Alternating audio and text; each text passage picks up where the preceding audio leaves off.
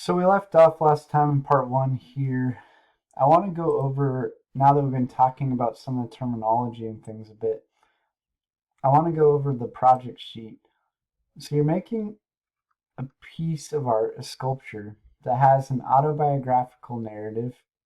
So something of your life, if you remember we talked about in part one, the I showed just a slide of Benjamin Franklin's autobiography, the cover of it, and we talked about it being of your life in some way. It doesn't have to be airing your dirty laundry. From manufactured, found, discarded, and accumulated objects. Some of these, it doesn't have to be all of them, but in this range. Objects that were found, they could be made or discarded, they could be accumulated together. That's the objective. It has to be your own original work. You have a lot of things to choose from. They could be purchased from the store, scavenged from things you already own. You have thrift shops, salvage yards, garage sales, not happening all the time, but those are ways you can find it. I'll say this clearly. Do not pilfer things from family heirlooms. That is a big deal not to do that. And think about the materials and pay attention to the relationship you may have with them. Your goal is to exploit the connotations, or you can undermine them depending on the story you want to tell. Okay, so you really need to think about what they make you think about and also their form, how they look. So we'll look at some works of art by people, and so you want to think about what they look like. Do they make you think about particular things, right? So this is a really important part of this project is the kind of connotations of what's already there.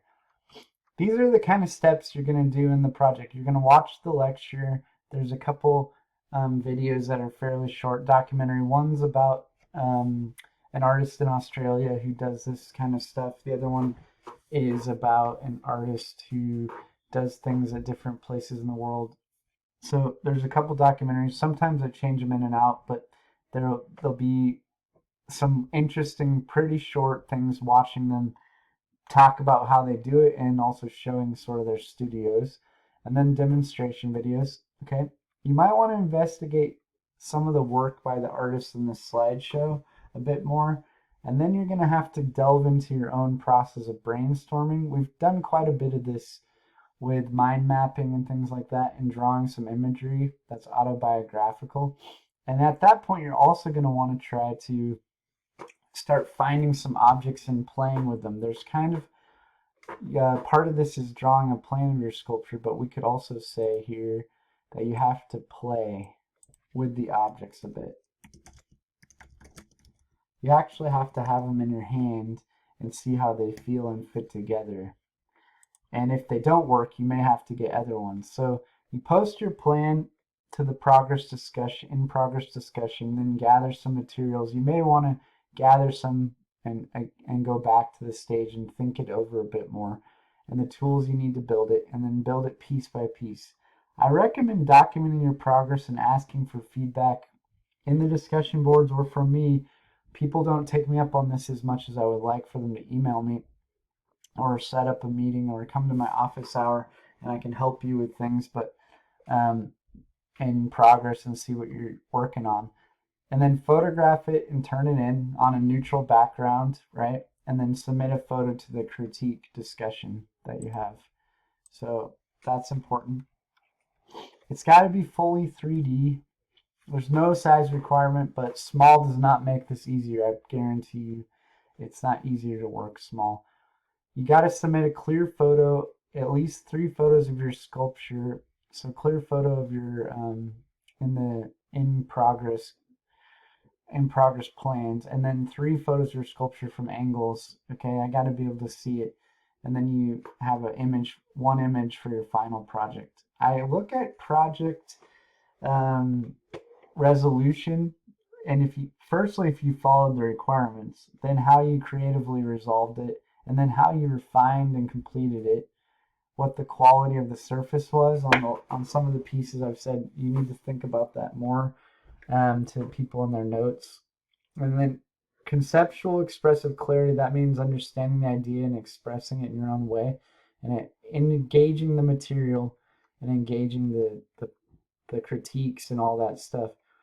Found object, so this is just some terminology you'll see on there we've been talking about, and then autobiographical. So this is on in the assignment. I just wanted to go over it clearly so you have some more ideas about that. If you have questions, please contact me in all the ways I can be contacted. I've told you about them numerous times. So this is a piece from 2002, so a little more recent work. It's called At War with the Entropy of Nature. Ghosts Don't Always Want to Come Back. Long title. This piece is very interesting in that it looks interesting. It looks like a kind of degraded old cassette tape, right? Which is interesting because people don't use cassettes anymore as much. A lot of punk bands do still use them as like an old form to show their music off. When I was a kid, cassettes were the new hipness, so yeah, it's kind of funny to see them be vintage technology now. But this piece is as much about the form here as it is about all the things you read about it. And this becomes a story or narrative because it's made from the carved, this would be on the wall next to it, made from the carved bone and bone dust from every bone in the body, melted and dissolved audio tape of an original composition of military drum marches, and from voices from battlefields. Okay, so from electronic voice phenomena, voices of the past, metal, screws, dust. This is a lot of things going into this piece. And it has a feeling of degradation, and the title of it is here on it printed. But it's actual tape, right? So there's something to do with actual history and the materials and where they're from that really is getting deeply connected to this piece. Entropy is the breakdown, and there's this idea of losing your voice or voices, right? And war going on here. So this is pretty interesting, and all this information would be included with it on the wall plaque next to the work. So this is a example of where the material speaks a lot to the content. Same with this piece. He has cast and carved bone marrow buttons, so he made castings of some of them, and some of them are carved. Buttons and bullets from battlefields and other materials in this drawer he made. So there's some sort of idea of battlefields and home and junk drawers happening here, and he's dealing with age and history and maybe the body and different types of ideas. That same things have been going on. So another sort of more recent 1990s, I guess quite a long time ago now. It doesn't seem like that long ago to me, but it's got pieces of awning, car bumpers, cinder blocks, all kinds of things. It's variable. This is an installation type piece in that it can move around and change in its order. You can kind of walk closely up into it. It's not one whole room that's a work of art, but it's not set up in the exact same way you might think of a lot of sculpture, as in it's being like a fixed thing that just sets on a pedestal, but it's implicating its environment in a different way. Katie Noland, she has a lot of work that's about the idea of what it means to be American, and then also kind of violence in our society. From '89, there's leather, gum, mixed fabric. She has a lot of stuff with American flags and dealing with kind of like this is like a horse bridle, I believe, different things that have to do with violence in our society and the way in which we see ourselves as a people, and kind of what we discard and the trash that's left over. So it's pretty intense and interesting work. You might want to investigate it a bit more if you're into that. I want to say one last thing about this. She kind of is interesting because she sort of dropped out of the art world after experiencing a lot of success in the 80s, and she kind of said forget about it. And then she's really interesting because she has an interesting relationship to art, to the art world and culture in her own way, and she kind of thinks about things in a she's not afraid to sort of not be part of what people want her to be part of. People say about her that both her work and her career are weird. So she sort of largely exists, this is a quote, outside of the painting on crap genre issue. Nolan created her own unique, potent visual vocabulary consisting of unexceptional objects like crutches, chains, and wall-mounted steel poles. And then she used those to create her own visual language, basically. So this is kind of common with a lot of the symbolized art in a way, but she's really interrogating a lot of our ideas about modern society a lot of the time. This artist, Paul Tech, he is an American sculptor, painter, and one of the first artists to create environments, installations in our country at least. There's a lot of debate about that because I know of some old ones that people claim. So that's something people would say though about him. This is from 1968. This guy lived from 1933 to 1988. So it said he's working with all the conditions of modern life, its material plenitude, its crowdedness, joined together in one piece. You can see how he's using a lot of regular things. This has got wood, wax, paint, metal, leather, glass, and plaster. So there's these kind of castings up here and a chair. But what it makes me think of more than anything is this idea of those chairs people used to sit in and be carried around. And they're missing, and there's something else in its place. And then sort of these dolls above them that have a cherub-like feeling. So there's a lot of stuff going on here that's pretty interesting. And it relates to the body in its own way, because you can picture yourself sitting here and then being on this pedestal in an interesting way. So you'll see when we get into this type of work a lot of times that there's automatic sort of connotations of stories because we know and have experienced objects. This artist, Rachel Harrison, this is part, it's called Around the Water Cooler, which is kind of a punny type of thing because there's this big block like covered with stucco white cube around the water cooler, literally. And then also people joke around about office politics, about those ideas of having conversations around the water cooler, right?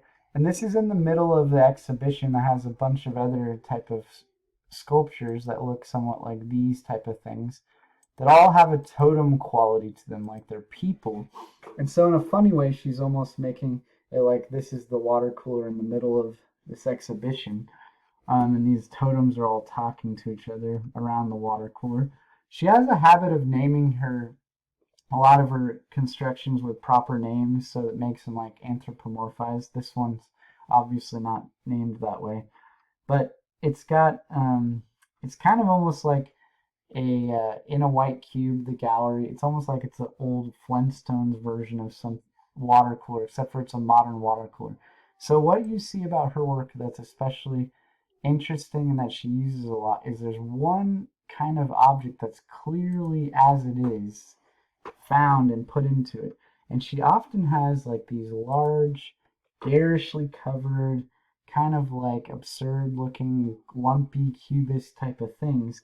And then there's this point in the sculpture where there's something there that's not like that. It's almost like the fulcrum on which the piece pivots, and it makes it absurd. And she talks about absurdity and its ideas that she's trying to achieve this affect, this potency, because of this presence of this object in the midst of it all, which is complicated and like, okay, I don't really like it.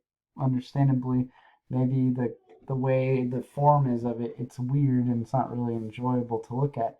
But there is something to it that has a really interesting idea to it because it's about the thing we know in pop culture, the thing that has lived experience that we have experience with, and then the rest of these formal things about it are kind of almost awkward, pointed out especially, like this idea of a hearth home, these big stucco buildings that we're stuck in working in offices, and here's the water cooler that we all talk around, right? This artist, this is called The Wreck of Hope, after Caspar David Friedrich, so she's referencing a painting. Her work's a lot about ideas of power relationships and the American dream. You can see that she basically has kind of transformed this childhood wagon type of feeling into something like a covered wagon, and using pieces of other things like chairs and things, and a covered wagon to make an idea of a covered wagon. But she's made it awkward in the sense of basically a bizarre pioneer wagon made from a garden cart covered with bark, and a pair of Levi jeans is in there somewhere. And she's kind of like talking about the problems of the American dream, social mobility, movement. Um, it's kind of like she almost layers it with all this white plaster. People say it's like it's embalmed, but I think it's interesting because it's kind of brings in ideas of buildings and where we live. Um, so she definitely deals with this type of stuff, human endeavors, and the way in which um, we're going after things and movement. This is I want to say something right now to say I've been showing you pieces with a wider range of finish, things that are really finely, perfectly crafted for a reason, and then things like this. And you see this in a presentation, you might think, oh, I can just slap some shit together and it doesn't matter. No, no, no. I want you to have an intentionality and high level of craft. The reason why someone's done this is very particular and for real good reasons here.